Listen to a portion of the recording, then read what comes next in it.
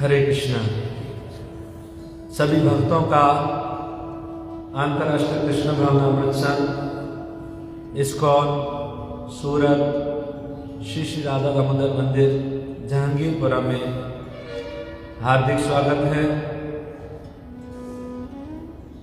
भागवतम के इस 11वें स्कंद में, जिसको मुक्ति स्कंद कहा जाता है, तीसरा अध्याय माया की शक्ति और श्लोक 8, जिसमें हम कथा को जानते हैं कि 9 योगेंद्र ऋषि जो हैं वो महाराज निमि के दरबार में पहुंचे हैं और निमि महाराज की कई जिज्ञासाएं हैं, प्रश्न हैं, उनसे प्रश्न कर रहे हैं।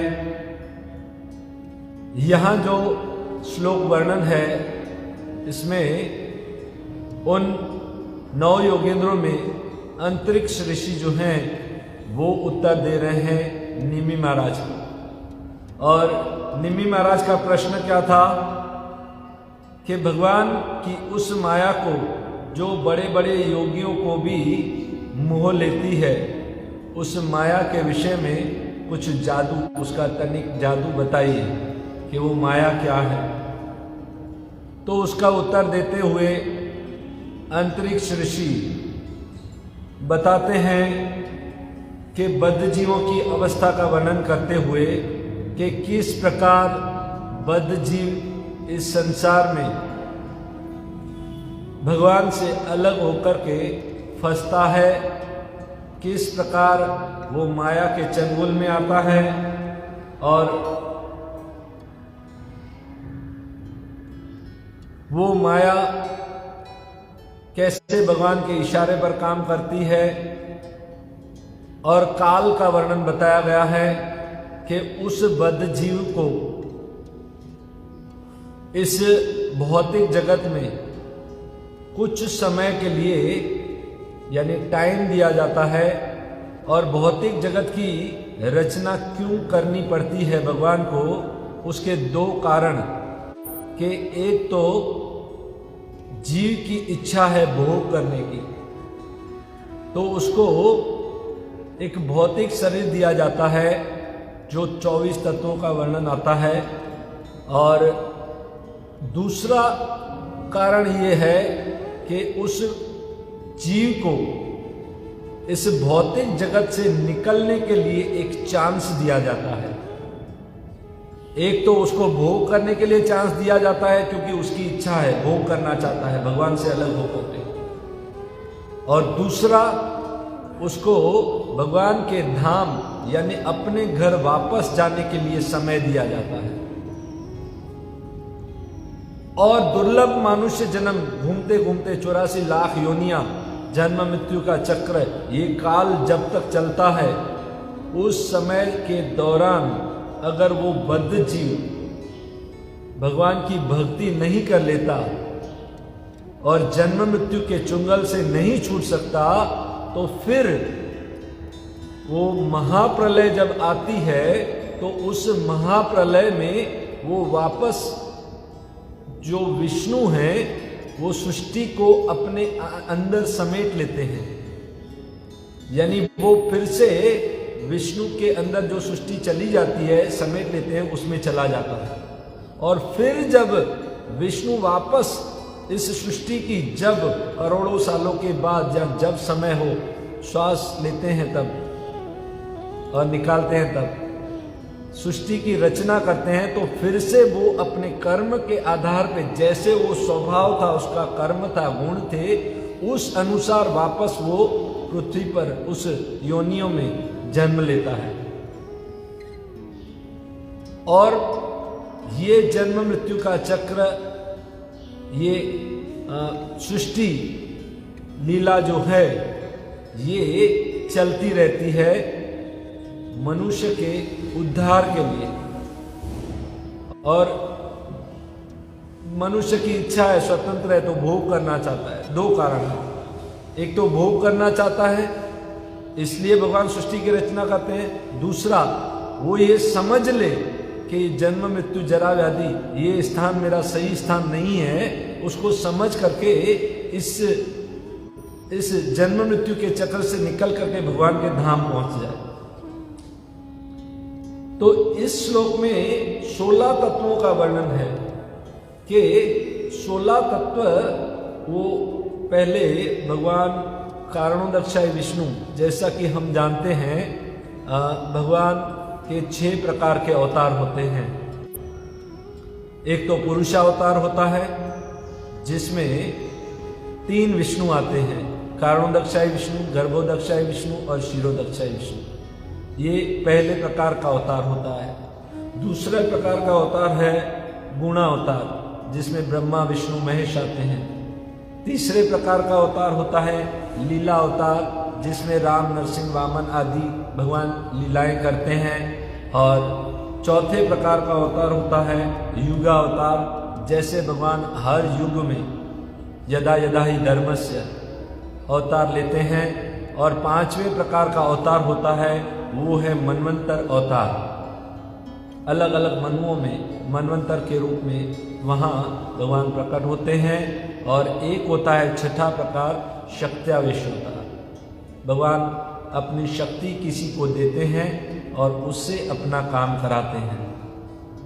ये 6 प्रकार के अवतार होते हैं, जिसमें पहला प्रकार होता है पुरुषावतार। अब हम काल की गणना को समझें, जो इस श्लोक को 16 तत्वों में बताया गया है कि फिर से अगर बद्ध जीव भगवान की भक्ति नहीं करता तो जो सृष्टि लीला है उसको वापस भगवान समेट लेते हैं। यानी दुकान हम कैसे सुबह खोलते हैं और रात को बंद कर देते हैं, ऐसे सृष्टि लीला को समाप्त कर देते हैं रात को।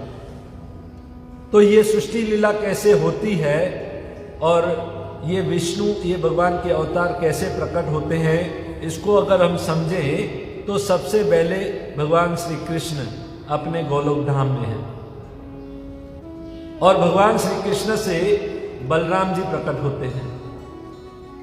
और बलराम से 4 तत्व जो हैं उनके, वसुदेव, प्रद्युम्न, अनिरुद्ध और संकर्षण, ये 4 तत्व भगवान से उत्पन्न होते हैं। और उससे फिर से 4 तत्व वसुदेव, प्रद्युम्न, अनिरुद्ध और संकर्षण उत्पन्न होते हैं। और उन 4 में से जो संकर्षण होते हैं, उस संकर्षण से एक महाविष्णु उत्पन्न होते हैं। और वो महाविष्णु कहाँ पे रहते हैं, उनके फ्लैट का, उनके बंगले का नाम क्या है? वो कारण सागर के बीच में शेष के ऊपर वास करते हैं। और वो जब प्रकृति पर दृष्टिपात करते हैं तो प्रकृति चलायमान होती है, पर इससे पहले वो अपने रोमकूप से अनंत कोटि ब्रह्मांडों को उत्पन्न करते हैं। ये देखिए, पहले कारणोदक्षाय विष्णु जो कारण सागर में लेटे हुए हैं, वो अपने रोमकूपों से अनंत कोटि ब्रह्मांडों को उत्पन्न करते हैं।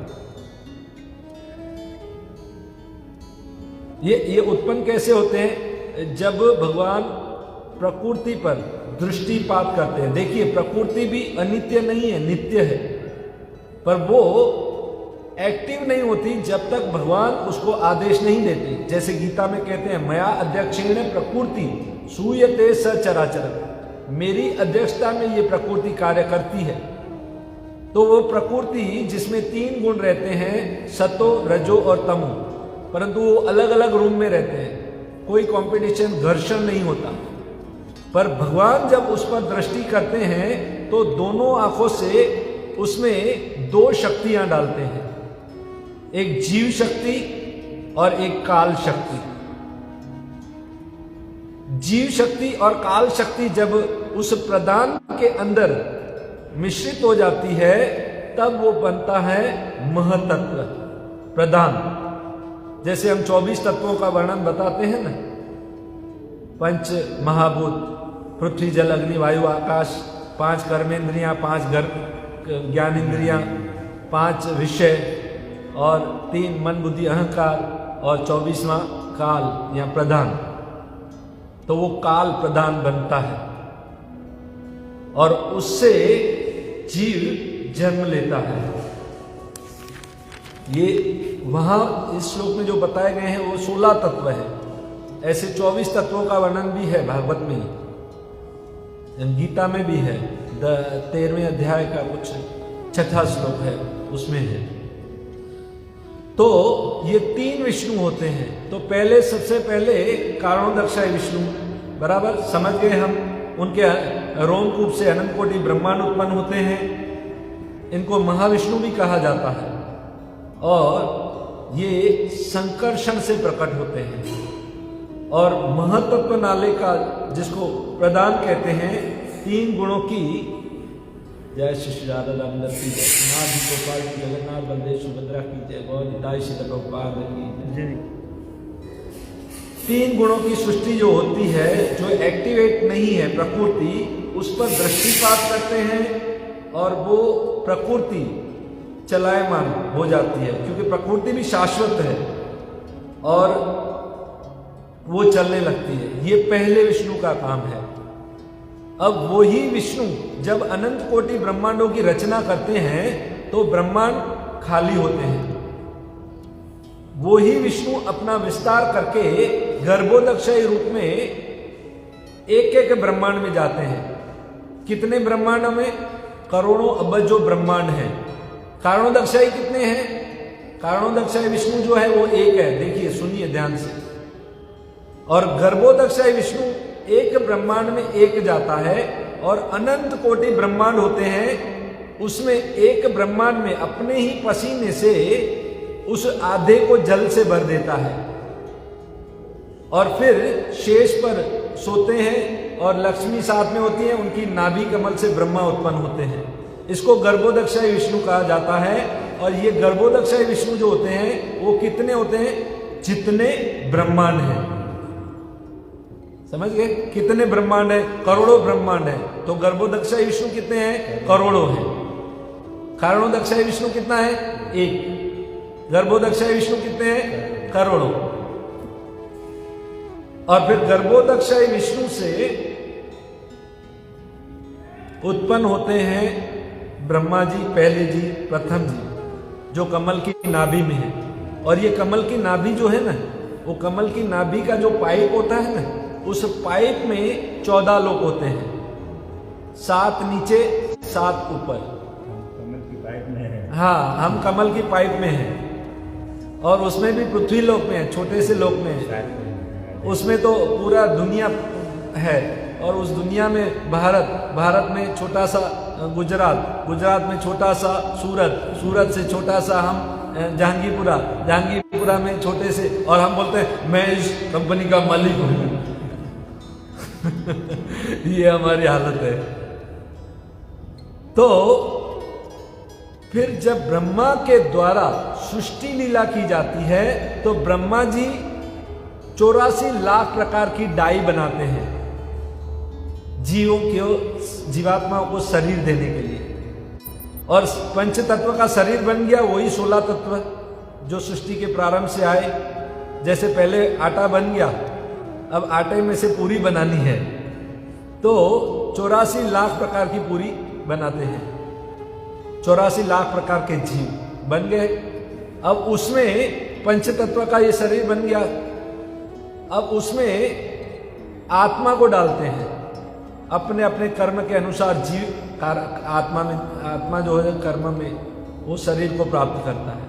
फिर भी वो बॉडी जो है चलायमान नहीं होती, वो मरी हुई लाश की तरह ही पड़ी हुई होती है जब आत्मा अंदर होता है तो भी। और उसके बाद भगवान स्वयं क्षीरोदक्षाई विष्णु के रूप में उस जीव के अंदर प्रवेश करते हैं। अब क्षीरोदक्षाई विष्णु कितने हुए देखिए, 84 लाख जितने जीव हैं। हाँ, जितने अनंत कोटि ब्रह्मांडों में, एक ब्रह्मांड में एक गर्भोदक्षाई विष्णु है, पर एक ब्रह्मांड में अनंत कोटि जीव हैं। तो क्षीरोदक्षाई विष्णु कितने हैं? अनंत कोटि। परमात्मा के रूप में हमारे अंदर डायरेक्टर। भगवान के धाम में परमात्मा नहीं होते, ये ध्यान रखना। परमात्मा इसी जगत में है, क्षीरोदक्षाई विष्णु के रूप में क्षीर सागर में, इसी ब्रह्मांड में रहते हैं। जब जीव भगवान के धाम जाता है ना, वहां परमात्मा की जरूरत नहीं पड़ती। मन बुद्धि अहंकार भी यही रह जाता है और परमात्मा भी, और सीधा जीव अकेला जाता है भगवत धाम जब भक्ति करता है तो। मन बुद्धि अहंकार भी निकल जाता है, मन भी यहां रह जाता है सूक्ष्म शरीर, और परमात्मा भी निकल जाते हैं। वो मन बुद्धि अहंकार जाता है ना, तो वो तो ऊपर में जाकर के आध्यात्मिक चेतना मिलता है, नहीं तो उसे फील कैसे होगा? वो आत्मा का स्वभाव है, जीवेर स्वरूप है कृष्ण नित्यदास। तो जब आत्मा भगवान के धाम जाता है ना, तो आत्मा को वो असली दिव्य शरीर मिलता है जो आत्मा का स्वभाव है। वो भगवान की ऑटोमेटिकली वहां सेवा करने लगता है। वहां उसको कोई, जैसे यहाँ मन सोचता है मैं भोग करूं, वहां ऐसे नहीं सोचता है। वो हम सोचता है सेवा करूं, वो आत्मा ही सोचता है। वहां आत्मा और शरीर में भेद नहीं होता। जैसे यहां पर आत्मा और शरीर में भेद है और मन भी है, ऐसे वहां पर जीव का स्वभाव ही भगवान की सेवा करना है। भले स्त्री के रूप में हो, पुरुष के रूप में हो, वृक्ष के रूप में हो, मेंढक के रूप में हो, सबका स्वभाव उधर वहां है ऐसा ही है कि कृष्ण की सेवा करो गोलोक धाम। तो अब हम क्षीरोदक्षाई विष्णु वो हर जीव के अंदर प्रवेश करते हैं, और हैं ये तीनों विष्णु एक ही, पर कार्य अलग अलग है। देखो जैसे मैं सुबह यहाँ 8 बजे हूँ तो मैं मंदिर में हूँ, मैं वही हूँ, पर मैं 10 बजे और मेरे ऑफिस में मैं वही हूँ। ऐसे विष्णु के कार्य जो हैं वो अलग अलग दिखाई देते हैं, पर वो विष्णु एक ही है, पर 3 रूपों में प्रकाशित होते हैं, कारणोदक्षाई, गर्भोदक्षाई और क्षीरोदक्षाई। क्षीरोदक्षाई विष्णु कितने हैं? जितने अनंत कोटि जीव हैं उतने। और भगवत गीता में भगवान ने कहा यह जगत निश्चित समय के लिए यहां पर बनाया जाता है और फिर इसे वापस समेट लिया जाता है जब इसका टाइम होता है, यानी जब प्रलय होती है। प्रलय कितने प्रकार की होती है? प्रलय 3 प्रकार की होती है। एक प्रलय हमारे शरीर की होती है, जब शरीर हमें छोड़ते हैं शरीर को। दूसरे प्रलय होती है जब ब्रह्मा का दिन पूरा होता है तो दूसरी प्रलय आती है। और तीसरी प्रलय आती है जब ब्रह्मा जी के 100 साल पूरे हो जाते हैं, वो तीसरी प्रलय है। और इतनी अवधि के लिए जीव को इस संसार में भोग भोगने के लिए अथवा भगवान को प्राप्त करने के लिए भगवान को धाम में जाने का एक अवसर दिया जाता है, उसके लिए एक समय दिया जाता है, वो काल। अब इस काल को अगर समझें, काल की गणना करें तो कैसे करेंगे? तो हम हमारी उम्र, हमारा टाइम और ब्रह्मा जी के टाइम से हम कंपैरिजन करें तो क्या होगा? देखिए, अब हमारी घड़ी जो है, हमारी घड़ी में कितने घंटे हैं? 12 घंटे की घड़ी है। अब हमारी घड़ी और ब्रह्मा जी की घड़ी दोनों की कंपैरिजन करते हैं, और ब्रह्मा जी की घड़ी जो है उसमें 14 घंटे हैं। हमारी घड़ी में 12 घंटे हैं और ब्रह्मा जी की घड़ी अलग है, उसमें 14 घंटे हैं। हमारी घड़ी में 1 मिनट में कितने, 1 घंटे में कितने 60 मिनट होते हैं, और ब्रह्मा जी की घड़ी जो है 14 घंटे की, उसमें 1 घंटे में 71 मिनट होते हैं। इसको कैसे समझें हम? जैसे हमारी घड़ी है 12 घंटे की, तो हमारा आधा दिन हुआ। ऐसे ब्रह्मा जी की 14 घंटे की घड़ी है तो ब्रह्मा जी का आधा दिन हुआ, ठीक है। और मनुष्य का 1 घंटा यानी 60 मिनट, और ब्रह्मा जी का 1 घंटा यानी 1 घंटा यानी ब्रह्मा जी के 1 घंटे को एक मनवंतर कहते हैं। हमारे घंटे को 1 घंटा कहते हैं, और ब्रह्मा जी का 1 घंटा होता है, उसको एक मनवंतर कहते हैं। हमारे 1 घंटे में 60 मिनट आते हैं, और ब्रह्मा जी के 1 घंटे में कितने मिनट आते हैं?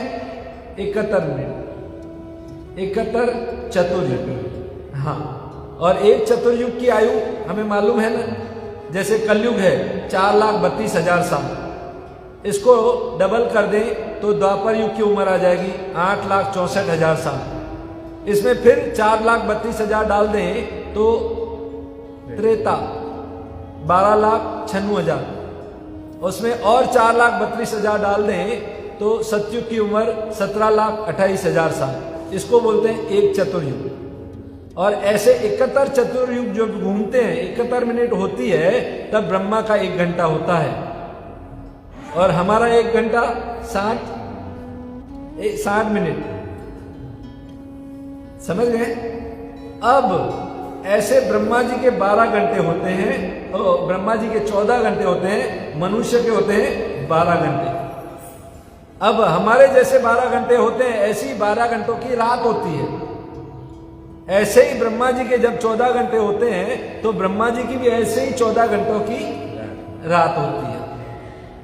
ऐसे ही जैसे हमारा 1 दिन होता है, वैसे ब्रह्मा जी का 1 दिन होता है। ऐसे ही हमारा जब 1 महीना होता है, ऐसे ब्रह्मा जी के 1 महीना होता है 30 दिन, 30 कल्प कहा जाता है। ब्रह्मा जी के 1 दिन को क्या कहा जाता है? 1 कल्प।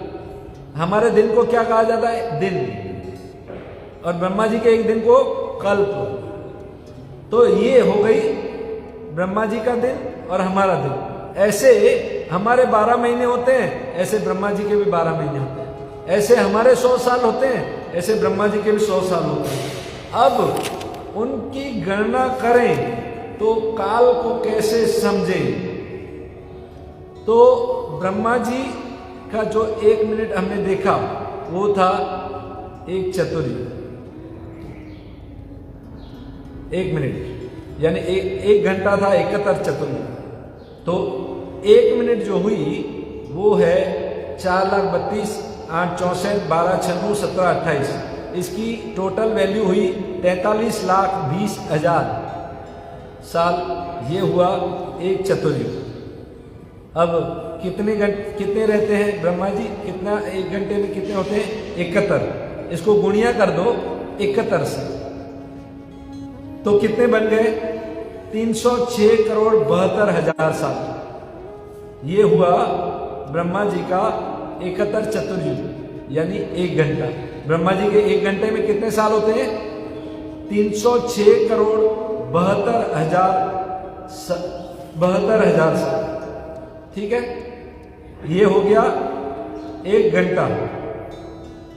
अब ऐसे ब्रह्मा जी के 14 घंटे होते हैं, और जब 14 घंटे होते हैं ना, उसके बाद ये जब 2-2 घंटे होते हैं ना, तो उस 2 घंटे के बीच में, यानी 2-2 मनवंतर जब गुजरते हैं, उसमें एक 17,28,000 की संध्या आती है बीच में, रिसेस हम बोलते हैं ना। 17,28,000 साल की एक रिसेस पड़ती है, संध्या आती है 2-2 मनवंतर के बीच में। तो वो संख्या कितनी हो गई? 15 संध्याएं होती हैं, यानी 17,28,000 गुणिया 15। तो ये हो गई 1 दिन, 1 कल्प बन गया ब्रह्मा जी का। और ब्रह्मा जी का 1 कल्प बनता है 4,32 साल। ये हो गया ब्रह्मा जी का 1 दिन। ब्रह्मा जी का 1 दिन कितना हुआ? 4,32 साल। ये दिन हुआ। और इसको रात भी करें तो और 14 घंटे जोड़ दें तो कितना हो गया? 8,64 साल। ये हो गया ब्रह्मा जी की दिन और रात, यानी 1 दिन। ठीक है। और ऐसे ब्रह्मा जी का अब 1 साल जो सोचें तो कैसा होगा?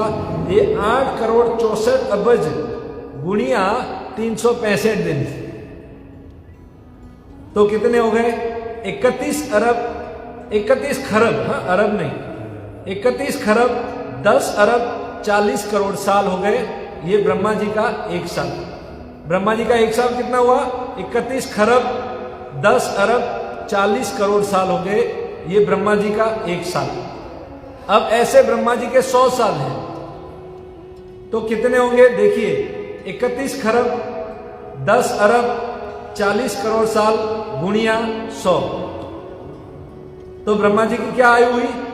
31 नील 10 खरब 40 अरब साल। ये ब्रह्मा जी की आयु है। ठीक है, ये हुए ब्रह्मा जी के 100 साल। और इतने समय में, ये जब ब्रह्मा जी के साल इतने गुजरते हैं, यानी 31 नील 10 खरब 40 अरब साल के बाद विष्णु एक बार श्वास लेते हैं। इतने समय में सिर्फ विष्णु एक बार श्वास लेते हैं और फिर वापस समेट लेते हैं, उसको कहते हैं महाप्रलय। ब्रह्मा जी का एक दिन जब पूरा होता है, यानी 71 चतुर्युग, वो तो एक मनवंतर हुआ, ऐसे 14 मनवंतर बीतते हैं तो ब्रह्मा जी की छोटी प्रलय होती है एक दिन, एक कल्प में। और उससे छोटी प्रलय हमारे इस शरीर में होती है। जैसे हमें मनुष्य योनि मिली है 100 साल की, उसमें भी अब नो गारंटी वाला शरीर है। ब्रह्मा जी का गारंटी वाला शरीर है, 100 साल जिएगा ही, हमारा नो गारंटी। तो हमारी उम्र है समझो 50 साल, यानी हमारी उम्र कितनी हुई। अब किसी व्यक्ति को ये सब समझाया जाए तो वो बोलेगा आप बेवकूफी वाली बातें कर रहे हैं, ये कभी होता है क्या? ये कोई बातें होती है क्या? तो हम उसको उदाहरण देकर के समझाते हैं। आपने कभी बारिश में लाइट पर कीड़े देखे हैं? लाइट पर कीड़े होते हैं, वो लाइट पर बारिश पड़ती है और कीड़े होते हैं। वो एक कीड़ा है ना, लाइट पर कितनी देर रहता है? लगभग लाइट जलती है ना 10-15 मिनट या 20 मिनट, आधा घंटा, उतनी उसकी आयु होती है। और उस आयु में वो कीड़ा जन्म लेता है, वो थोड़ा बड़ा होता है, पढ़ाई करता है, कॉलेज जाता है, फिर शादी करता है, फिर वो बच्चे पैदा करता है और फिर मर जाता है वो आधे घंटे में। तो हम उसको बोलेंगे, मनुष्य बोलेगा अरे तेरी आयु ही क्या है, तू तो आधे घंटे में सब समाप्त तेरी दुनिया। ऐसे ही महात्माओं हमें शास्त्र बताते हैं कि हे मनुष्य तेरी भी आयु क्या है? कोई आयु नहीं है तेरी, कीड़े की तरह तू पैदा होता है और मर जाता है। इतना कीमती मनुष्य जन्म मिला है भगवान को प्राप्त करने के लिए और तू उसमें इंटरेस्ट नहीं लेता है, भौतिक जगत में पड़ा हुआ है, रोज जन्मता है रोज मरता है, तेरी प्रलय रोज होती रहती है। जब तक जीव भगवान की शरण में नहीं जाएगा, अपने घर, अपने धाम, भगवान के धाम वापस नहीं जाएगा, तब तक उसकी जन्म मृत्यु से मुक्ति नहीं हो सकती। तब तक वो 84 लाख योनियों में, करोड़ों जन्मों में, करोड़ों ये जो मनवंतर युग ये सब चलता रहता है, सृष्टि की स्थिति और प्रलय चलता रहता है, तब तक वो घूमता रहता है और प्रलय आने पर वापस महाविष्णु के अंदर चला जाता है। देखिए, मन में प्रश्न होगा, हम कहां से उत्पन्न हुए थे और हमें कहां जाना है? कई लोग बोलते हैं हम तो भगवान के धाम में थे, वहां से वापस गिरे हैं। अब मैं आपसे प्रश्न पूछूं, हम भगवान के धाम में थे या नहीं? हम कहां से आए हैं? किसी को पता है? भोग करने के लिए हम आए, भगवान से ऐसा कहा जाता है हम अलग हुए इसलिए हम दुखी हैं। तो हम आए कहां से? और भगवान के धाम में थे तो भगवान ने तो ये कह दिया मेरे धाम में जो आता है वो वापस नहीं जाता। तो भगवान क्या झूठ बोल रहे हैं क्या? तो हम वहां नहीं थे, तो हम कहां थे? तो हम भगवान के धाम से नहीं, विष्णु जब सृष्टि करते हैं तो विष्णु के अंदर से शरीर से प्रकट हुए थे। समझ गए आप? जब ये विष्णु सृष्टि, हाँ, कारणोदक्षाई विष्णु, गर्भोदक्षाई, क्षीरोदक्षाई, वो फिर ब्रह्मा सृष्टि करते हैं ऐसे। और फिर वो जीव या तो भोग, उसको 2 चांस मिलते हैं, या तो भोग करना या तो भगवान के धाम वापस जाना, अपने घर। हम समझते हैं हमारा यही असली एड्रेस है जहाँ रहते हैं, ये हमारा घर है, ये हमारा सूरत फलाना फलाना गांव, ये नगर, ये मेरी सोसाइटी, ये एड्रेस। हमारा ये एड्रेस जो है ये गलत है। हमारा सही एड्रेस है भगवान के धाम वापस जाना। और भगवान के धाम में ये फिर भागवत के अंतिम तात्पर्य में वर्णन है कि वहां पर न तो जन्म है, न मृत्यु, न जरा, न व्याधि, कोई दुख नहीं, कोई तकलीफें नहीं, वहां नो चिंता। वो चिंतामणि धाम से बना है और हमारे यहाँ चिंतामणि, मनी की चिंता ही रहती है यहां पर हमेशा, और वो चिंतामणि है, वहां कोई चिंता नहीं, वहां सुख है। और जीव, भगवान बोलते हैं गीता में, न तद भास्यते न सूर्यो न शशांको यद गत्वा न निर्वर्तन्ते तद धाम परम मम। एक बार उस मेरे धाम में, जो न तो सूर्य से प्रकाशित होता है, न बिजली से, न अग्नि से, जो मेरा धाम स्वयं प्रकाशित है, ऐसे मेरे धाम में अगर कोई एक बार आ जाता है तो वो कभी वापस नहीं जाता। अब जीव को इस संसार के में भोग करने के लिए एक अवसर प्रदान किया गया, पर उसको बुद्धि दी गई, शास्त्र दिए गए, साधु संत दिए गए, मंदिर दिया गया कि वो अपने घर वापस जा सके, क्योंकि जीव इस संसार में सुख भोगना चाहता है, पर इस संसार में सुख भोगने का प्रयास वो कोरा चेक है जो बिना तारीख का है। रोज सोचता है मैं कल सुखी हो जाऊंगा, मैं कल सुखी हो जाऊंगा। अरे सुखी सुखी कल सुखी सुखी, पूरा जीवन बीत गया, सुखी नहीं हुआ, उल्टे दुख आते जाते हैं, बढ़ते जाते हैं, कभी सुखी हुआ ही नहीं। सुखी तब होगा जब वो अपने घर वापस जाएगा। देखिए हम यात्रा करने जाते हैं, कहीं घूमने जाते हैं, भले हम फ्लाइट में जाते हैं, अच्छे रेस्टोरेंट में खाते हैं, कहीं भी रुकते हैं, अच्छी फैसिलिटीज मिलती हैं, पर हमें वहां इतना संतुष्ट नहीं होता जब तक हम अपने घर यात्रा करके वापस नहीं आते। हमारे संतोष कहाँ पे होता है? हम अपने घर में पहुंचते हैं तो आज हाय रिलैक्स, अब शांति।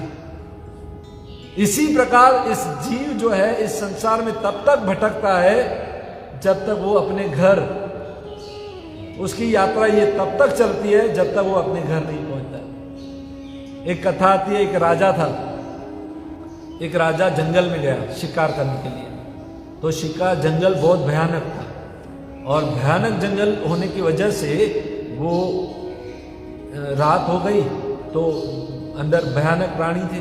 अब सोचा अब मैं रात को यहाँ से निकलूंगा तो फंस जाऊंगा।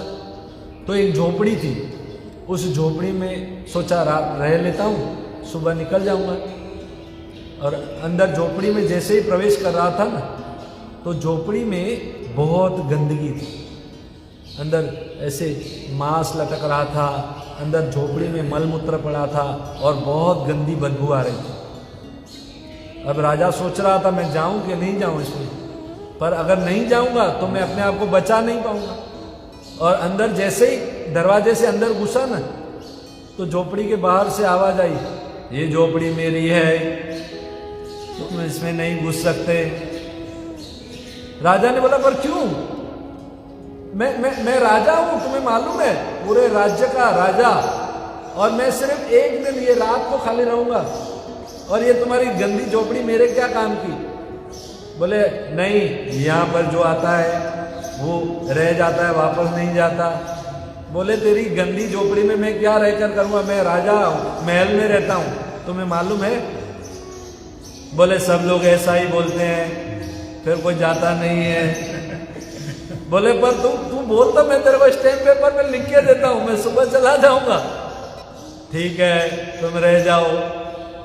अब राजा रात को उस झोपड़ी में रहने लगा, और उसको बहुत बदबू आ रही थी, अंदर मलमूत्र था, मांस के टुकड़े लटक रहे थे, इतनी बदबू थी। रात को सोते सोते उस बदबू के अधीन हो गया वो राजा। और सुबह जब हुई तो आवाज आई, अब तुम्हारा समय हो गया है, तुम निकलो बाहर। राजा ने कहा मैं नहीं जाऊंगा। बोले तो देखो पलट गए, सब लोग ऐसा ही करते हैं। बोले क्यों नहीं जाना चाहते? बोले मुझे मजा आ रहा है यहीं पे, अब यहीं सुख है। बोले तुम तो बोलते थे मैं राजा हूँ, मैं महल में रहता हूँ। हाँ पर मुझे अब महल में नहीं जाना है, मुझे यहीं रहना है। भक्तों ये दशा हमारी है। वो राजा और कौन? कोई नहीं, हम स्वयं हैं। वो राजा हम स्वयं हैं। और वो जंगल कौन है? वो जंगल ये भौतिक संसार है। और हम किस झोपड़ी में फंसे हैं? इस शरीर रूपी झोपड़ी में। अंदर क्या है? मलमूत्र, मांस के टुकड़े, कचरा, बदबू, गंदगी, 9 द्वारों वाली ये नगरी, उसमें हम फंसे हुए हैं। हम उस भगवान के धाम में, महल में रहने वाले राजा हैं और हम इस झोपड़ी में फंस गए हैं। अब हमें इस झोपड़ी से निकलना है। वो परमात्मा ने तो हमें बोला था फंस जाओगे, जल्दी बाहर निकलो। हम नहीं निकलेंगे। हमें ये झोपड़ी हमें गंदी, ये बदबू वाली, मांस का टुकड़ा, मलमूत्र हमें बहुत अच्छा लगता है, घूम के घूमते हैं। अच्छा तो रहो, भोग करो, जब थक जाओगे आ जाना। जब तक हम ये गंदी झोपड़ी छोड़ करके एक दिव्य शरीर को प्राप्त नहीं करते, भगवान के धाम नहीं जाते, तब तक हम सुखी नहीं हो सकते। इसलिए हमें इस झोपड़ी से निकल के, इस भौतिक संसार से निकल के, इस प्रलय, जो 3 प्रलय आती है, इससे बचने का एक ही उपाय है। जन्म मृत्यु से बचने का एक ही उपाय है। इसी जन्म में भगवान के नाम का सहारा लें, भगवान की शरण लें और इसी जन्म में हम भगवान के धाम को प्राप्त करें। बहुत बहुत धन्यवाद। हरे कृष्ण। श्रील प्रभुपाद की जय। ग्रंथराज श्रीमद् भागवत महापुराण की जय।